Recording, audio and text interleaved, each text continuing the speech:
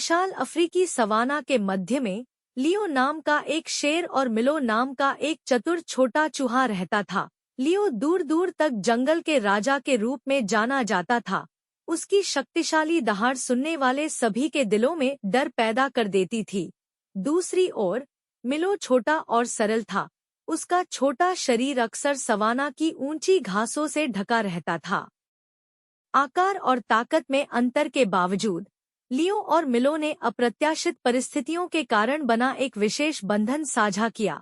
एक चिलचिलाती दोपहर में लियो ने खुद को एक शिकारी के जाल में फंसा हुआ पाया। मदद के लिए उसकी दहाड़े मैदानी इलाकों में गूंज रही थी। लियो की चीखें सुनकर मिलो उसकी तरफ भागा। उसके तेज दांत मोटी रस्सियों को कुतर रहे थे जब तक कि लियो एक बार फिर मुक्त नहीं हो गया। मिलो की बहादुरी और त्वरित सोच के लिए आभारी होकर लियो ने चूहे की दयालुता का बदला किसी भी तरह से चुकाने की कसम खाई।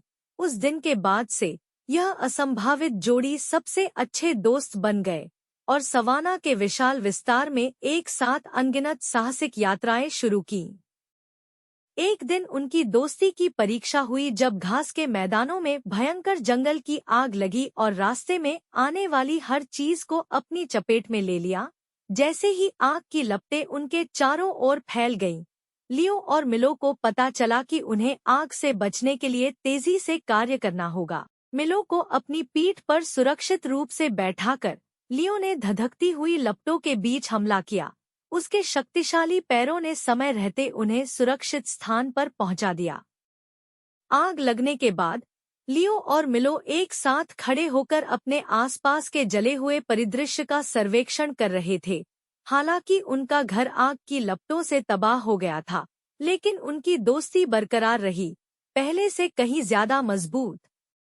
अपने साहसी कृत्यों और अटूट निष्ठा के माध्यम से लियो और मिलो ने दुनिया को दिखाया कि सच्ची ताकत आकार या शक्ति से नहीं, बल्कि उन लोगों के साथ हमारे संबंधों से आती है जो हमारे साथ खड़े हैं। और जब वे सवाना में एक साथ घूमते थे तो उनकी कहानी एक अनुस्मारक के रूप में काम करती थी कि सबसे क्रूर प्राणी भी सबसे छोटे दोस्तों से मूल्यवान सबक सीख सकते हैं।